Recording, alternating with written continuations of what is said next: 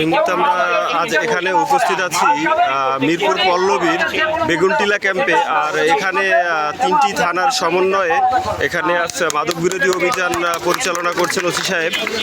এবং এখানে দর্শক আপনারা দেখতে পাচ্ছেন, এখানে আপনারা জানেন, অবগত আছেন, এই বেগুনটিলা বস্তিতে মাদক সহ, অস্ত্র মাদক সহ এবং কিশোর গ্যাং সহ বিভিন্ন ধরনের অপরাধমূলক কার্যক্রম পরিচালিত হয়। আর এরই ধারাবাহিকতায় আজ এখানে এই মাদক বিরোধী এবং সন্ত্রাসমূলক অপরাধমূলক কার্যক্রমের বিরুদ্ধে এই অভিযান পরিচালনা করা হচ্ছে। এখানে 3টি থানার সমন্বয়ে, দর্শক দেখতে পাচ্ছেন, 3টি থানার সমন্বয়ে আজকে এই অভিযান পরিচালনা করছেন। আবার বিজেপিদেরকে দেখায় কিছুক্ষণ পর কিন্তু তিনি সবাইকে সতর্ক করছেন, যারা এই মাদক সহ মানুষ অনেকই কাজের সাথে লিপ্ত রয়েছেন তাদেরকে কিন্তু নিষেধ করা হচ্ছে।